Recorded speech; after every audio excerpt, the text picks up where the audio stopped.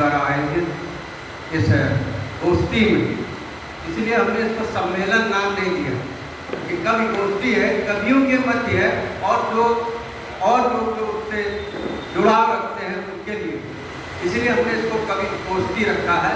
और हमारा प्रयास है भगवती महाप्रसाद की ओर से, मैं भगवती महाप्रसाद का संयोजक होने और प्रकोष्ठ का भी संयोजक होने के नाते हम लोगों ने तय किया कि प्रति माह एक गोष्ठी किसी घर में या यहाँ पर कहीं भी हम लोग भगवती महाप्रसाद के इस बैनर तले करेंगे।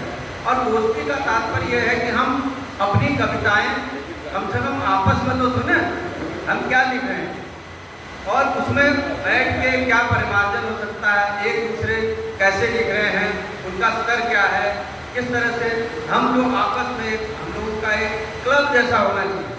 जब तक आप एक जगह बैठ के कवि लोग और लेखक लोग बहस नहीं करते, बातें नहीं करते, तो उनके जो गुणवत्ता बढ़ती है। तो इसका एक उद्देश्य ये है कि हम आपस में बैठ के अपनी अपनी कविताओं को सुनें और उस पर हम विचार करें। और आज ये अवसर था जो छायावाद के प्रसिद्ध कवि और उत्तराखंड में हम कवियों के लिए जो प्रेरणा स्रोत है या हमारे गौरव को बढ़ाते हैं, कहीं भी हम जाते हैं उत्तराखंड के हैं तो सुमित्रानंद पंत कवि है, वहाँ गौरा पंत है, ये लेखकों के नाम और कवियों के नाम जब सामने आते हैं तो हम उनसे जुड़कर और गौरवान्वित होते हैं। तो हम लोगों ने ये तो अवसर देखा, तो आज ये यहाँ पर हम ये कार्यक्रम कर रहे हैं और उत्तरायणी में भी हम लोगों ने बहुत अच्छा सम्मेलन करा था, तो इस तरह हम करते रहेंगे, ये हम लोगों का उद्देश्य है। अब मैं अपनी कुछ कविताएं और एक मौनी कविता भी मैं आपको सुनाऊंगा। तो पहले तो मैं आपको सुनाता हूँ,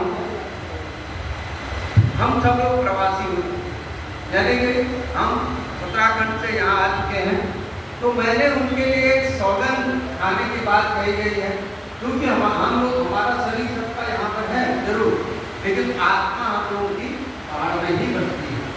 तो ये मेरी संवेदन जो हमारी पिछले बार देखा हुआ मेरी पुस्तक का विमोचन उसकी कविता है। तो सौगंध माटी की इस कविता का शीर्षक है। आप लोग फोटो खिंचवा दीजिए, फटफट होगी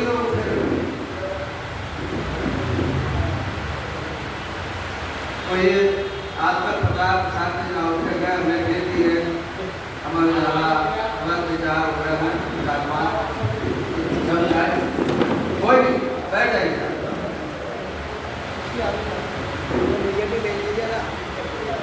तो जैसा कि बात हो रही थी, प्रकृति के कुमार कवि जितहरे कल्पनाशील प्रकृति के वो जो अपने शब्दों से उतारते थे, ऐसे सुमित्रानंद पंत की भूमि से हम लोग उजड़ के लखनऊ की धरती पर आ गए हैं।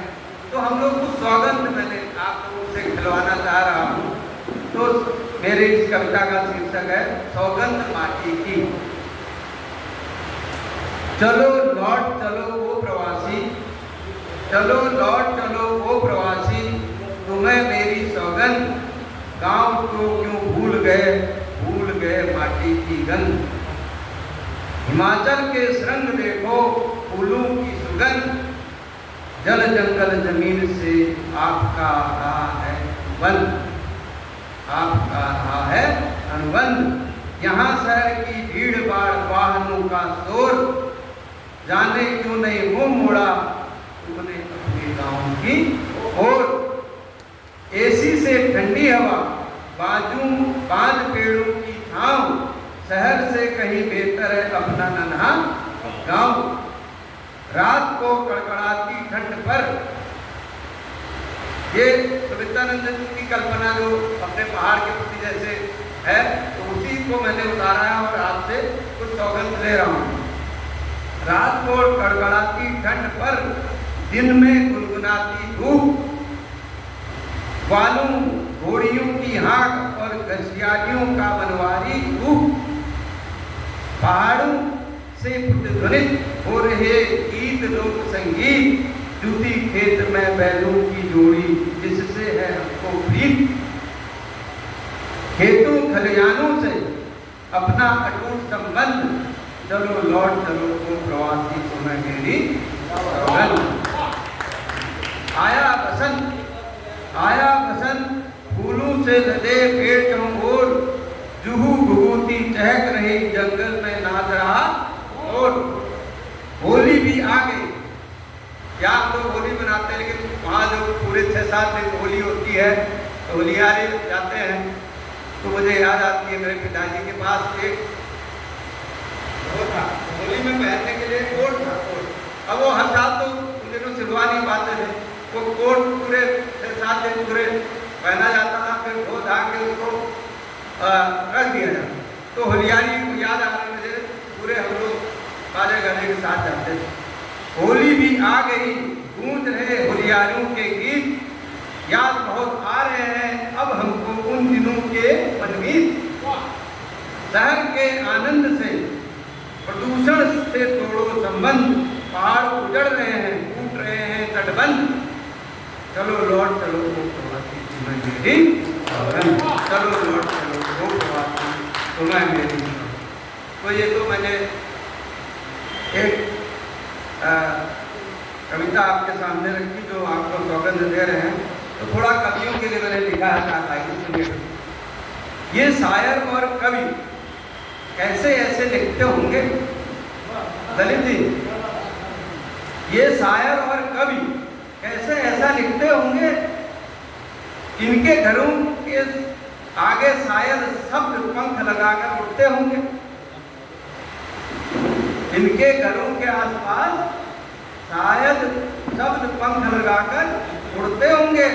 दिलों में होगी इनके दर्द की दास्तां, जुबान से भावों के फूल झड़ते होंगे। रूठे सावन, अब इसको ध्यान से सभी कवि लोग सुनिए, आप ही के लिए। जुबान से भावों के फूल झड़ते होंगे, रूठे सावन भले न बरसे इनके आंगन, भीगी पलकें आंसू से बरसात करते होंगे। सूख चुकी होगी, नारायण पांडे में कमेर में भी है, सूख चुकी होगी इनके प्यार की बगिया, सूख चुकी होगी इनके प्यार की बगिया, पर इनके जख्म अभी शायद भरे होंगे। तो अपनी पुरानी तो इसके लिए भी समझ लीजिए। तो अब मैंने एक पर्यावरण गीत लिखा है, उसको मैं हालांकि लंबा है लेकिन मैं 4 ही लाइन सुनाऊंगा। इस तर्ज पर लिखा है, इसको आप समझने का प्रयास करिएगा। तो ये तर्ज है, आओ बच्चों तुम्हें दिखावे झांके हिंदुस्तान की, इस मिट्टी से तिलक करो ये धरती है वरदान। तो मैंने इसके 2 लाइनों को पलट दिया है, इस मिट्टी से तिलक करो ये धरती मिली वरदान। ये धरती आपको वरदान में मिली है, तो इसके लिए आपको क्या करना है, उसको मेरी कुछ लाइनें सुनो।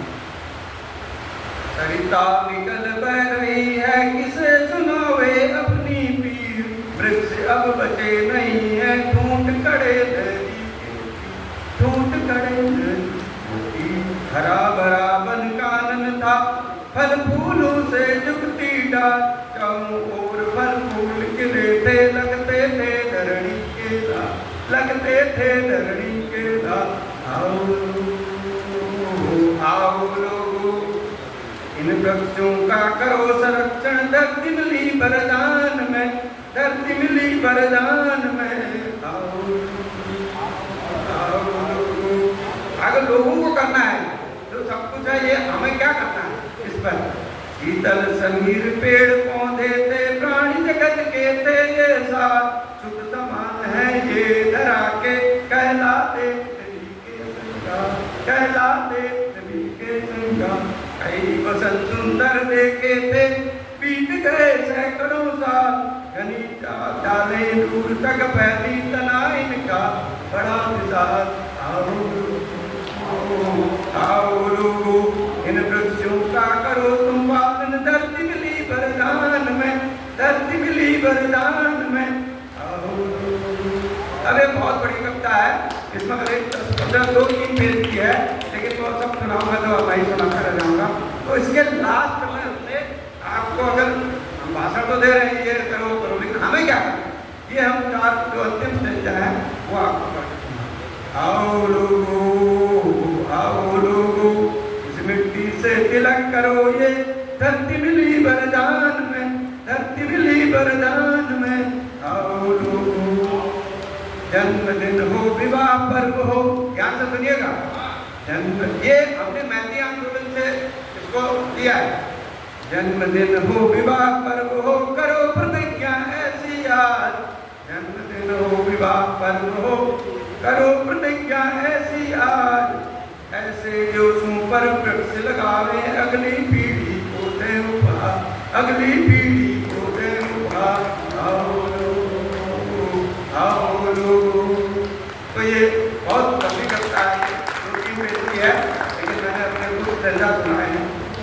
बस अब मैं क्योंकि और यहाँ पर हमारे घर में जी चली गई तो उन्होंने पीले पत्ते हम लोगों को बता दिया, तो हम लोग पीले पत्ते नहीं हैं, अभी बहुत कुछ जान है हम लोगों में। तो कुछ मतलब आप लोगों को हंसाने के लिए मैंने जो लिखा है वो मैं आपको सुनाता हूँ। हंसाने के जो लिखा है मैं आपको सुनाता हूँ, क्योंकि कविताएं तो बहुत हो ही रही हैं।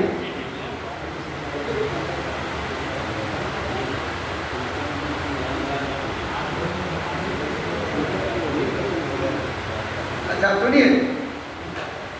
पार्क में बैठे प्रेमी जोड़ों से हमारे जैसे बुजुर्ग ने कहा, सुनो भाई बच्ची आपके लिए यहाँ बहुत पार्क में जाते हैं। पार्क में बैठे प्रेमी जोड़ों से हम जैसे बुजुर्ग ने कहा, बेटा शादी नहीं करोगे तो बर्बाद हो जाओगे, शादी नहीं करोगे तो बर्बाद हो जाओगे, और अगर कर लोगे तो हो जाओ। तो ये छोटी छोटी सिणकाएं हैं। कुदरत के इंतजाम का सम्मान कीजिए, कुदरत के इंतजाम का सम्मान कीजिए।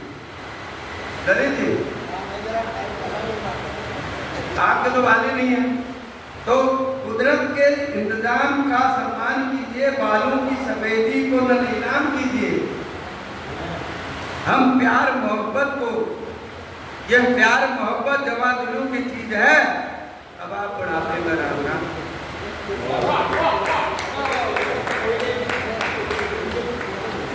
तो एक अंतिम सुनाता हूँ।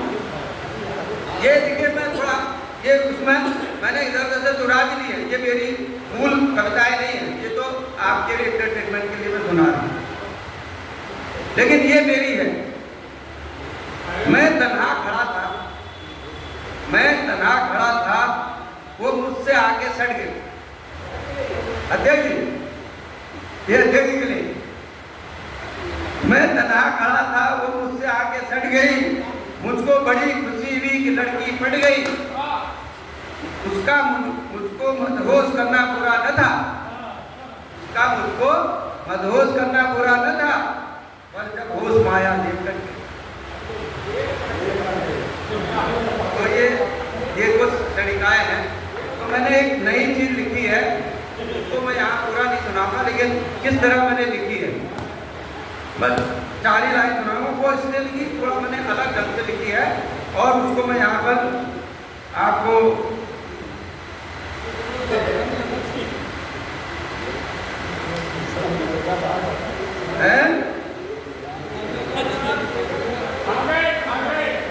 नहीं मैं 4 लाइनें सुनाऊंगा, क्योंकि वो मैंने कोई दूसरे ढंग से लिखी है।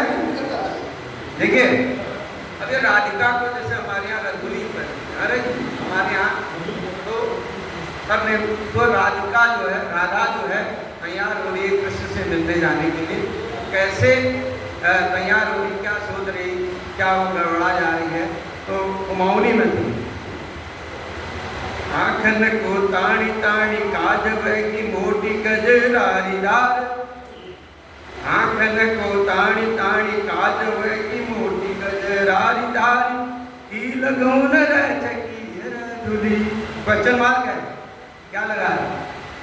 एन मणि देख देख आप होनी, मंद मंद मुस्की मार चकी धुली। मीत मत वाली मुलाकात वही कहबे, मीत मत वाली मुलाकात वही कहबे, जुरी ने लागी रे चरातुली झूठ बूट हारी बेर लेट गए बड़मुड़ मुड़ी लेटी बना ली झूठ बूट हारी बेर लेट गए बड़मुड़ मुड़ी बार बार खोली दी नैला चकिया बार बार उसको बना ली लेकिन सोच में बनाने की जगह बार बार खोल देंगे तो इस तरह से बहुत मैंने एक पूरी कविता है उसको 4 महीने नए ढंग से मैंने लिखने का प्रयास किया। धन्यवाद।